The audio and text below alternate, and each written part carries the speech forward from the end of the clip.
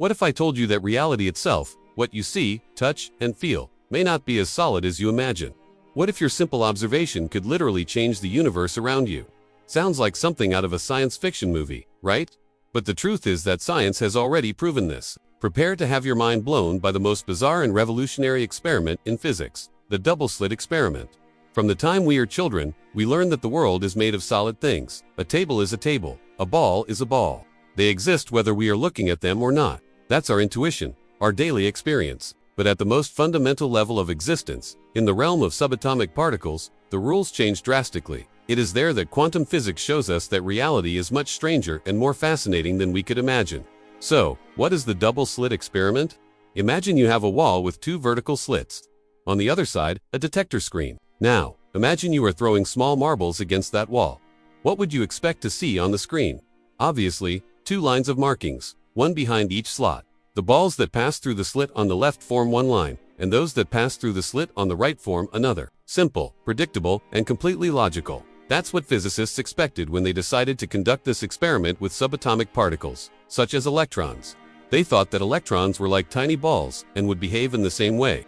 But what they found defied all classical logic. Instead of two lines, the scientists saw a pattern of several alternating light and dark lines. This pattern is called an interference pattern, and it is a unique characteristic of waves. Think of the waves in water.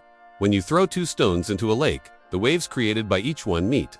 Where the peaks join together, the wave gets bigger. Where a peak meets a valley, they cancel each other out. The only explanation was that each electron, even when sent one at a time, was behaving like a wave, passing through both slits simultaneously and interfering with itself. That's bizarre enough, right? A single particle acting as a wave and passing through two places at the same time. The scientists, perplexed by this result, thought, let's find out which slit the electron is actually passing through. They decided to place a detector in one of the slits to observe the electron's path. And what happened next is what makes this experiment so famous and shocking. The moment they turned on the detector to observe which slit the electron passed through, the interference pattern disappeared completely. Instead, the two exact lines that we would expect from solid particles, like marbles, appeared. It was as if the electrons knew they were being watched. The simple act of measuring, of observing, forced the particle to choose a path and behave like a particle, not like a wave. When observation stopped, they reverted to behaving like waves, and the interference pattern reappeared. This is the famous collapse of the wave function. This raises a gigantic philosophical and scientific question. If a particle's behavior changes when we observe it, what is it doing when we are not looking? Does it exist as a cloud of probabilities, a wave of potentialities, and only become real in a single location when we interact with it? This is what quantum physics suggests. Fundamental reality is not made of small, solid things, but of probability fields. What does this mean for us in our daily lives? This means that the reality we perceive is a consequence of our interaction with the quantum universe. The act of observing is not passive. It participates in the creation of what is observed. The physicist John Wheeler summed this up perfectly with the idea of a participatory universe. We are not merely spectators of a cosmic film that is already playing. We are, at a fundamental level, co-creators of the reality we experience. This idea has profound implications. The separation between observer and observed, so clear in our macroscopic world, disappears at the quantum level. Consciousness, or at least measurement, appears to play a crucial role in determining the state of the universe. Some interpret this in more mystical ways, suggesting that our consciousness directly shapes the world. Science is more cautious, stating that it is the act of measurement that causes the collapse, not necessarily human consciousness. A mechanical detector is sufficient, but the question remains, what constitutes a measurement? It is one of the biggest open debates in physics. This phenomenon, called wave-particle duality, is one of the cornerstones of quantum mechanics. And it doesn't just apply to electrons. It has already been demonstrated with photons, neutrons, and even large molecules composed of hundreds of atoms. The larger the object, the more difficult it is to observe its quantum effects. In theory, everything in the universe possesses this dual nature. That includes you. Yes, you have a wave function, but your mass is so large that your wavelength is astronomically small, making it impossible to detect any wave-like behavior. But fundamentally, it's there. The double-slit experiment leads us to abandon our classical intuition about the world. He shows us that reality is probabilistic, not deterministic. The idea is that particles can be in multiple places at the same time, in a state of superposition, until a measurement forces them to decide. This shows us that the universe is far more mysterious, interconnected, and strange than our senses allow us to perceive. So, the next time you look at the world around you, at a table, a tree, or the moon in the sky, remember the double-slit experiment. Remember that beneath the solid and familiar appearance of things, there exists a quantum realm of possibilities and uncertainties, where the observer and the observed dance together in a choreography that creates reality itself. Reality is not an illusion, but perhaps it is more flexible and participatory than we ever dreamed. Thomas Young, the scientist behind the original interference pattern experiment, observed this in 1801 when he pointed a light source at the two slits. What appeared on the screen were not two lines of light, but rather an interference pattern with various light and dark bands. The conclusion seemed obvious. Light behaves like a wave. Case closed, right? Now, let's consider the other possibility. What if light were made of particles? Imagine that, instead of light, we were shooting marbles at the slits. Some would hit the plate and bounce back. Others would pass through one gap or the other. On the back wall, what would we expect to see? Two well-defined lines, one in the direction of each crack, formed by the marbles that managed to pass through. There would be no interference pattern, just two stacks of marbles. For almost a century, the idea that light was a wave reigned supreme. But then, at the beginning of the 20th century, a new and revolutionary area of physics began to emerge: quantum mechanics, and she came along to turn everything upside down. Scientists like Einstein and Planck discovered that light, in certain situations, also behaved as if it were made of packets of energy, particles that we call photons.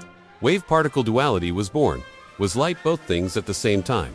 That's when physicists decided to redo the double-slit experiment, but this time with an absurd level of precision. And instead of light, they used electrons. Electrons are, without a doubt, particles. They have mass, they have a charge. They are the fundamental building blocks that make up atoms. And to be absolutely sure that they were dealing with individual particles, they invented an electron gun capable of firing one at a time. An electron leaves, travels through space, hits the screen, and leaves a tiny mark. Then, the next one is fired. Now, tell me, if we're firing particles, one by one, at two slits, what would you expect to see on the screen after 1,000,000 electrons? Each electron, being a well-behaved particle, should pass through one slit or the other and hit the screen at a corresponding point. As the dots accumulated on the screen, one by one, what began to form was not two lines. It was an interference pattern, the same pattern that the light waves had created. But how is that possible? We were firing individual particles. It's as if each electron, traveling alone, passed through both slits at the same time and interfered with itself before reaching the screen. Think about it. A single particle is in two places at the same time. This challenges all our logic, all our intuition about how the world works. Reality, at its most fundamental level, is far, far stranger than we imagine. That would be bizarre enough already. But the craziest part is yet to come. Faced with this incomprehensible result, the scientists scratched their heads and said, "Okay, this doesn't make sense. Let's find out which of the two slits each electron is actually passing through." They decided, basically, to spy on the electron. To do this, they installed a tiny detector in one of the slits, a device capable of saying, "Oops, the electron passed through here." They turned the machine on, started firing the electrons one by one again, and the detector worked perfectly. Sometimes he would whistle in the right-hand slot, sometimes in the left-hand slot. Now they knew the path of each particle, and what happened to the pattern on the screen. The moment they started observing, the interference disappeared. The wave pattern disappeared completely, and in its place, the two lines we had been expecting from the beginning appeared. Let me repeat that, because this is the central point of everything. When no one was looking, the electron behaved like a wave, passing through both slits at the same time. But the moment someone tried to observe which slit it passed through, it seemed to know it was being observed and decided to behave like a particle. Choosing a single path, it is the act of measuring, the act of observing, that forces the particle to abandon all its possibilities and choose a single reality. In the language of quantum physics, we say that the electron, when not observed, does not exist as a point, but as a wave function, a cloud of probabilities that spreads out and passes through the two slits. When the detector interacts with it, this wave function collapses, and probability becomes certainty. The electron materializes at a specific point. The observer is not merely a passive spectator. He actively participates in the creation of the reality he is measuring. This discovery shook the foundations of physics and philosophy. Or does any interaction with another device count as an observation? And what is the electron doing when we're not looking? Does it really exist in multiple states at the same time? These questions have led to decades of debate and interpretation. From the famous Copenhagen interpretation to the more fantastical idea of many worlds, which suggests that every possibility actually happens. The double-slit experiment shows us that the reality we perceive with our senses is only a thin layer of a much deeper and more mysterious quantum world. In it, the rules of ordinary logic do not apply, and the universe seems to behave in a way that is beyond our intuitive understanding. This is not science fiction. It's the most fundamental science we have. And this leaves us with a powerful reflection. How much of the reality we see is truly real, and how much is shaped by the simple act of observing? The double-slit experiment is a humble reminder that, no matter how far we advance, the universe always holds secrets that challenge us to think differently. Have you ever stopped to think that the simple act of looking at something can change what you are seeing? No, this isn't cheap philosophy, it's quantum physics. Simple and intuitive. Now, let's replace the bubbles with waves in the water. If you generate waves that pass through both slits, they will meet on the other side, creating an interference pattern, with peaks where the waves add up and troughs where they cancel each other out. We would see several stripes on the back wall, not just two. What if we did the same experiment with the most fundamental particles in the universe, like electrons? An electron is a particle, like a tiny marble, so we would expect to see two bands, right? Wrong. When scientists conducted this experiment, firing electrons one by one, they obtained an interference pattern, as if each electron were a wave passing through both slits at the same time. How is that possible? A single electron passing through two slits simultaneously. It's as if he were in two places at once. Physicists were baffled.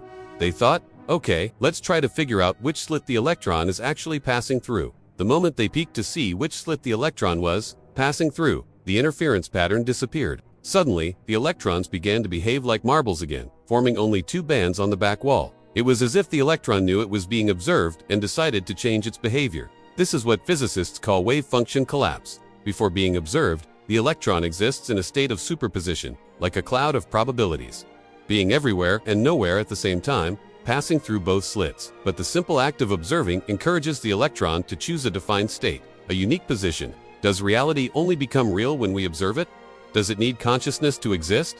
There are several interpretations of this bizarre phenomenon.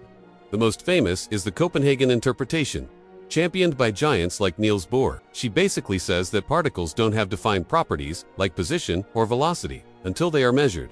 The act of measuring creates the reality we see. But there is another, even wilder interpretation, the many worlds interpretation. She suggests that every time a quantum choice is made, such as an electron passing through one slit or another, the universe does not choose a specific outcome.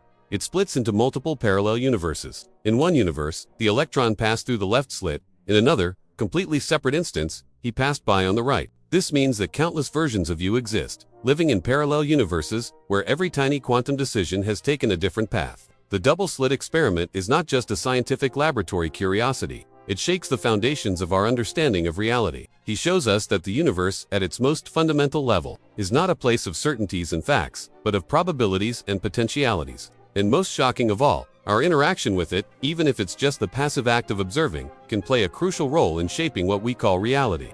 This has enormous implications that go far beyond physics. It affects philosophy, technology, and even our perception of ourselves and our place in the cosmos. Quantum computing technology, for example, seeks to take advantage of the strangeness of superposition to perform calculations at speeds that classical computers could never dream of. We are literally building the future based on a mystery. So the next time you look at the world around you, at a tree, at the sky, or at your own hand, remember, reality might be far more fluid, strange, and malleable than you ever imagined. And perhaps, just perhaps, your own consciousness is not merely a passive spectator of the universe, but a fundamental piece in this incredible cosmic puzzle. What do you think about all this? Does reality need an observer to exist? Or are we living in just one of infinite parallel universes? Leave your crazy theory here in the comments. I love reading what you think, and if you enjoyed this deep dive into the mysteries of the universe, don't forget to leave a like to support the channel, subscribe, and turn on notifications so you don't miss our next scientific explorations. Thank you so much for watching, and until next time,